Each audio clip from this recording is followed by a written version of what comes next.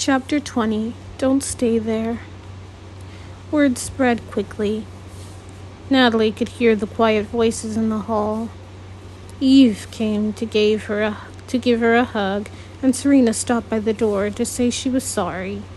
Bree even offered to stay with her, but the day counselor said all the girls needed to go to class. "Have you called your parents?" the woman asked after placing a cup of coffee in Natalie's hands. Natalie didn't drink coffee, but she took it anyway. "Yes," Natalie said, who was still sitting on her bed, just sitting with her back against the wall. Out of habit, she wore her tinted glasses and her cougar's cap, not even knowing for sure whether the light would bother her, now that she was officially blind. Odd that there was no pain, she thought. The transition from sight to blindness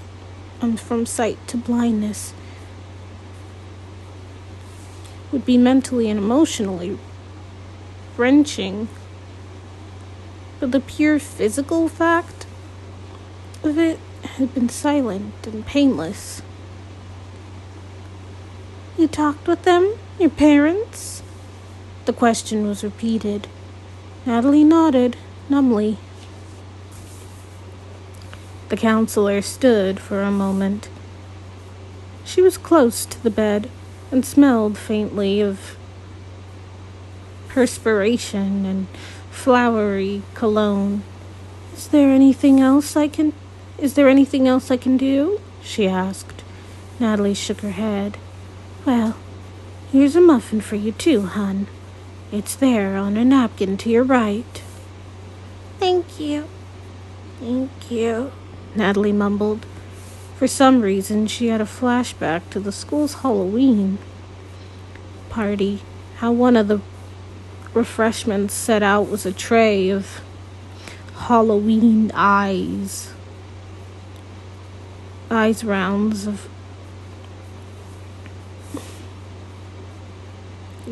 Halloween eyes rounds of cucumber with a squirt of sour cream and a thin slice of green olive for the iris that Natalie didn't have.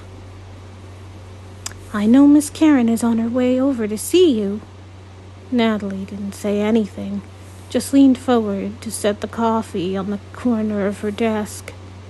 A few moments later, she heard the Braille instructor and her guide dog approaching the room.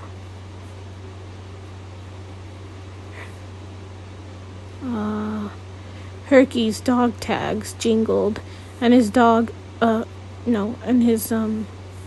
toenails clicked on the tiled hallway. They paused at the doorway. "Natalie, it's Miss Karen. May I come in?" "Of course," Natalie said.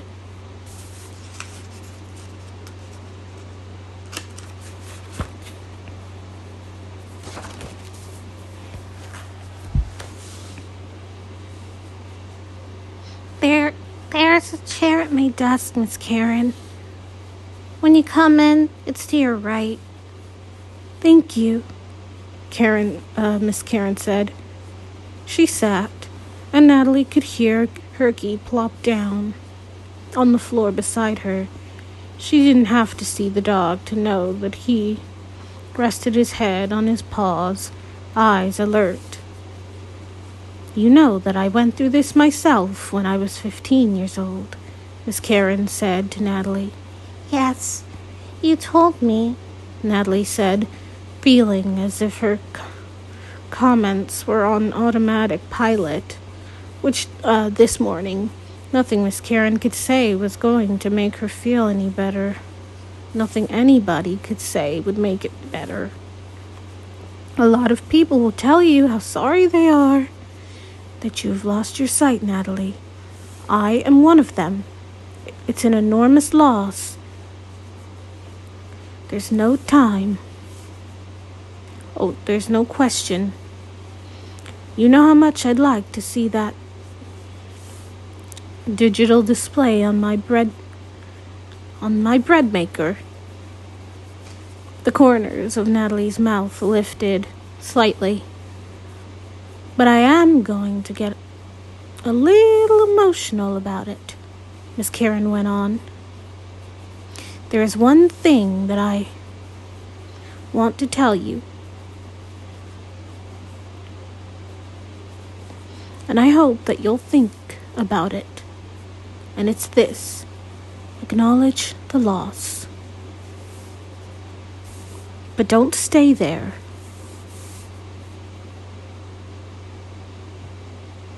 All morning, different people came and went. Natalie figured they didn't want her to be alone. She was glad no one forced her to go to class. It was like a sick day, but worse. So much worse. Before too long, Miss Audra came, and Natalie stood for the embrace she knew would come from her her cane instructor.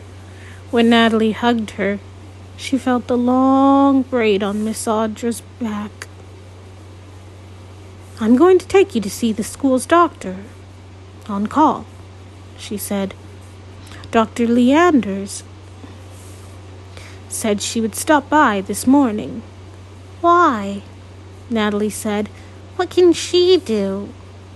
Probably nothing for your sight, but what she can do is check the pressure and adjust your eye drops. You don't want to damage your eyes. Natalie wondered what difference it would make if her eyes got damaged now. But the doctor took a look anyway, and just as Miss Audra predicted, adjusted eye drops to bring the pressure down.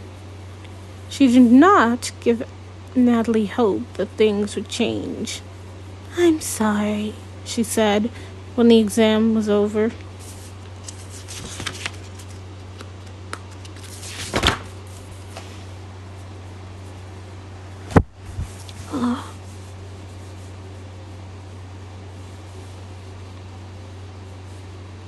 Sorry. Was that it? Was that all she was going to say? No, there was more. You should see your own doctor within the month. When they returned to Natalie's room, Miss Audra left Natalie with a bag of peanuts with peanut M&Ms, a consolation prize, and the reminder that they would walk to the Forestville shopping center on their first lesson following the Thanksgiving break. What do you say? Let's celebrate with pizza at the Parthenon. Arnab is taking the test with his instructor too.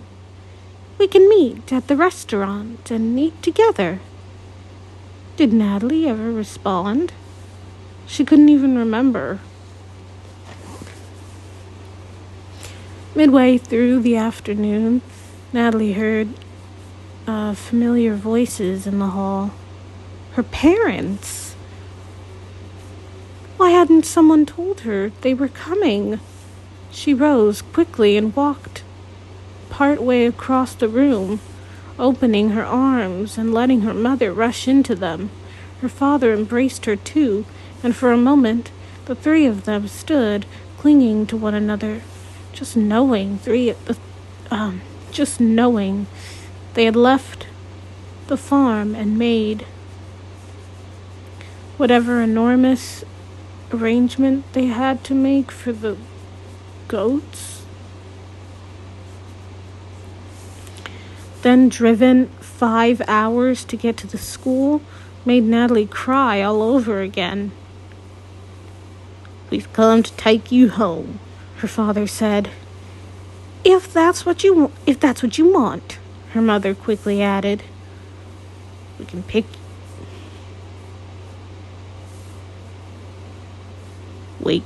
you up and have you out of here in 20 minutes.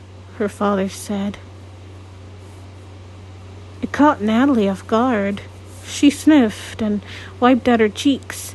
I have an exam tomorrow, she started to say. Who cares? Her father said. And we're going out. And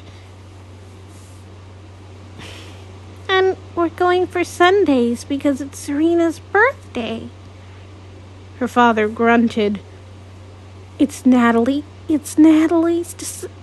It's Natalie's decision. Wait, hold on. Sorry. I just forgot the voice I did for a moment. It's Natalie's decision, her mother said firmly. It's Natalie's decision. Gosh, I hate having a cold. It's Natalie's decision, her mother said firmly. Who's taking care of the goats? Natalie asked, steering them away, even momentarily, from the subject at hand. Uncle Jack, her father said. He said he'd stay the night in case we didn't make it back. Natalie knew this was a huge inconvenience for them. The counselor returned and suggested the family get out of the dorm and go somewhere together for a while.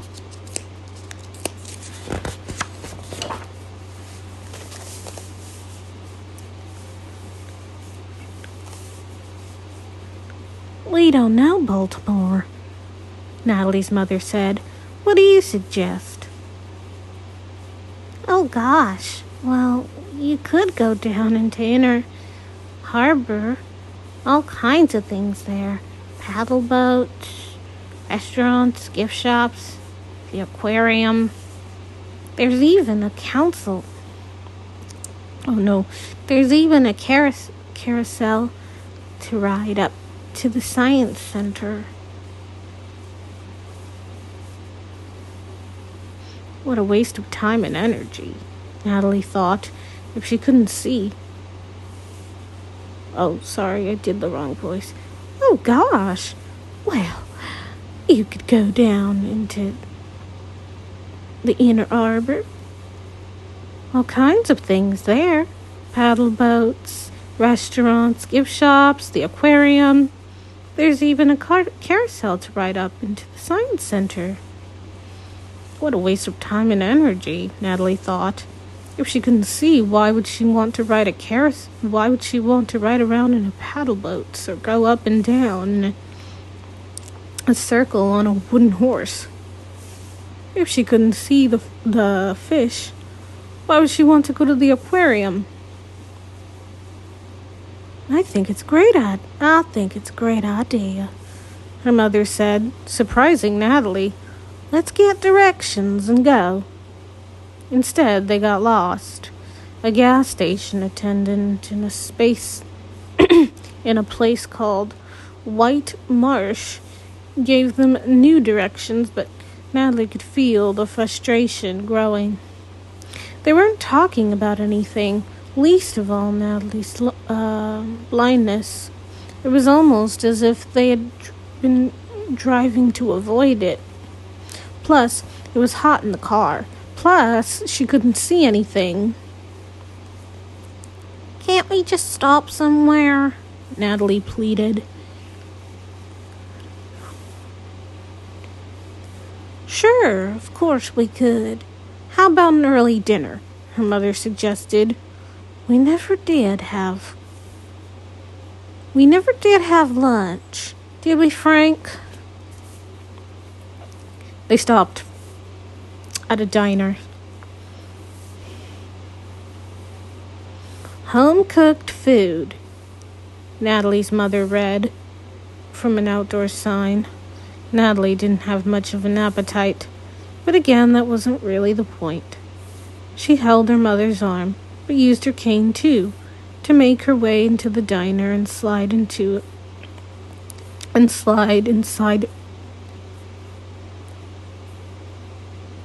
seat and slide to an inside seat. at one of the booths. Her mother squeezed in beside them. When the waitress brought glasses of water, Natalie blurted, Do you have a Braille menu? Why did she do that? She probably couldn't even read it. I'm sorry, the waitress said. We don't. That's fine.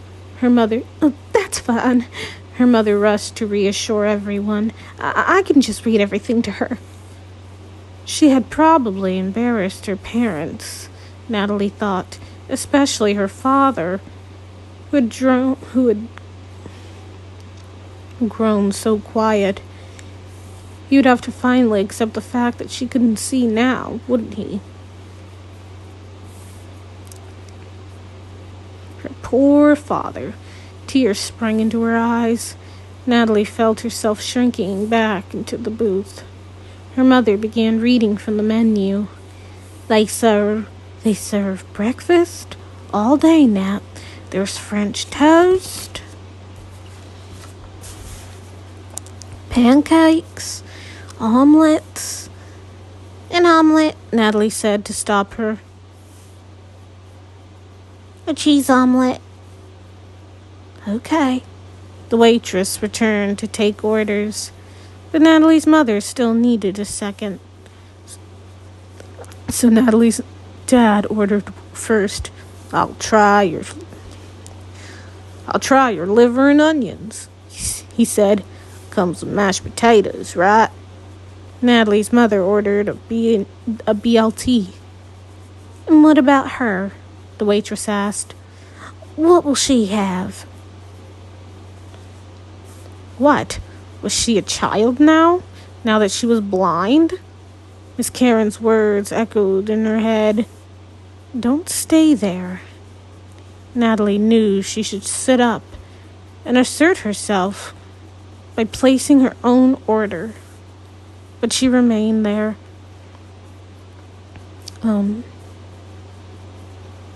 Stolid. In her slumped position, in the corner of the booth, her face tipped down. The folded cane on the seat beside her. When the waitress brought their food, there we go. Natalie's mother put an arm around her shoulders and asked if there was anything she could do. Natalie stared into the gray wall that was her world now, and remembered something from an earlier meal in the dormitory kitchen. Her mother squeezed her shoulders. Look at my plate, Mom, Natalie said. Okay, I'm looking at it. If my plate was a clock, what would be at 12? What would be at 12 o'clock? A clock? Her mom repeated softly, at first confused. Oh, well, the toast is at 12 o'clock, Nat. There are some hash browns at 3 o'clock. The omelet is at 6 o'clock, and you've got a couple orange slices there at 9. At 9. Thanks, Natalie said. She sat up, put the napkin in her lap, and found her fork. Advice from the first few days of school. Ignored then, but stored away, suddenly came to mind. Mashed potatoes and toast make good bumpers because you can push your food against them. Remember to stab your food so it doesn't fall off the fork. There was a lot to learn for all of them.